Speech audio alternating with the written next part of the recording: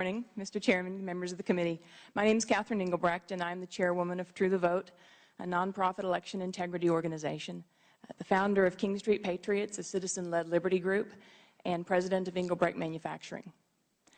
Thank you for this opportunity to share my story with you today, though at the outset, it must be said that it is a story with a central theme that is shared by countless thousands of other Americans who have not yet been heard from, though I pray that they will be.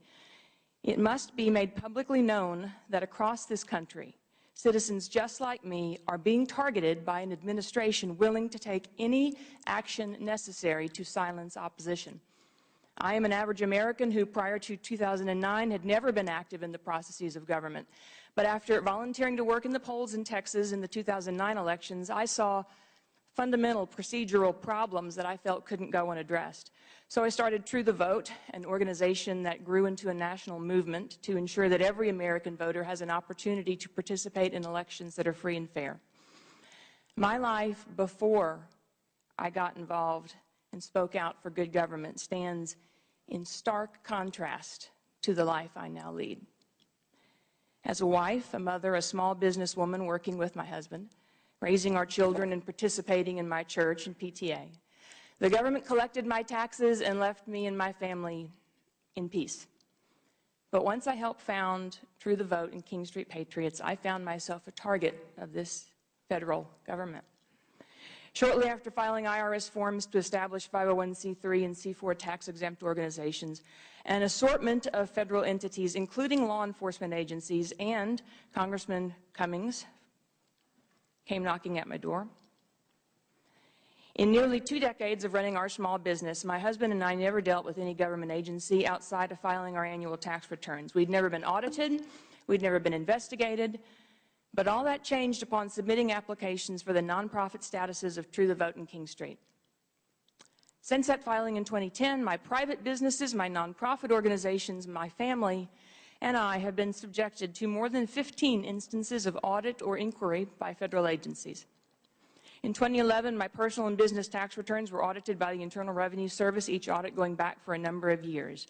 In 2012, my business was subjected to inspection by OSHA on a select occasion when neither my husband or I were present, and though the agency wrote that it found nothing serious or significant, it still issued fines in excess of $20,000.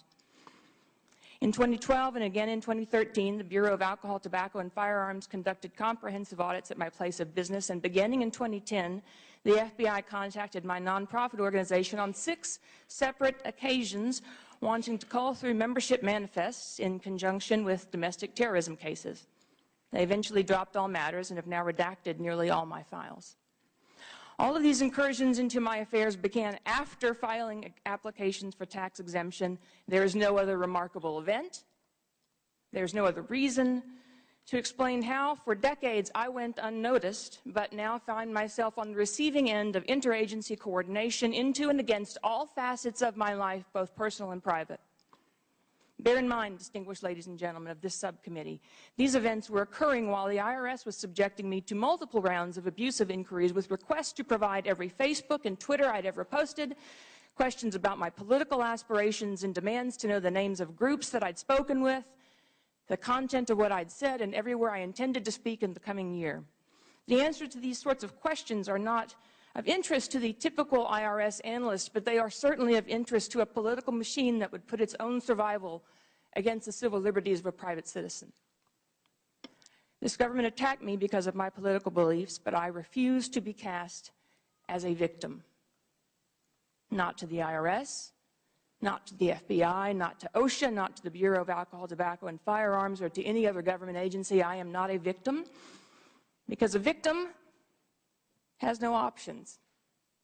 I do have options, and I intend to use them to the fullest extent of my capabilities. As an American citizen, I am part of a country that still believes in freedom of speech, and so I will continue to speak out. Here in Congress and all across this country, I will continue to press in every legal way possible, as I did by filing suit against the Internal Revenue Service. No American citizen should be willing to accept a government that uses its power against its own people. After all the tyranny and all the things that have been done to my organizations, to my family, and to me, many people would quit, and Mr. Chairman, many Americans have quit. I've heard over and over that people are afraid to tell their stories. But know this.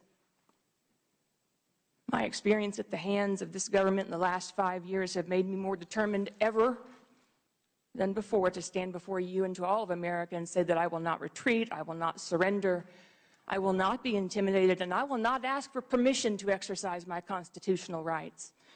I come before you today, Mr. Chairman, on behalf of Americans just like me, asking for a solution to end this ugly chapter of political intimidation. There was a time when people of goodwill were encouraged to participate in the processes of government, not targeted because of it.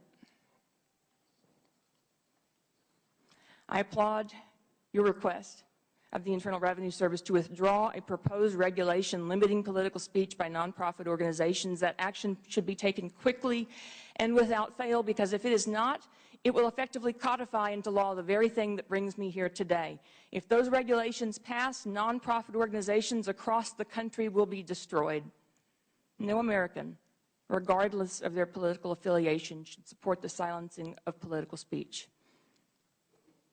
Beyond ending the proposed IRS regulations, I ask you, I implore you, as representatives to the people of this great nation, to pass a law that protects all citizens of this country from the increasing use of such abusive practices. Pass a law that exposes government officials who trample on the rights of ordinary citizens.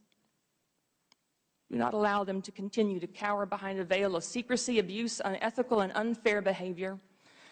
Send the President a bill that makes public, at the option of persons and entities regulated, all communication between government agencies and those they regulate, no restricted, redacted, selectively released files.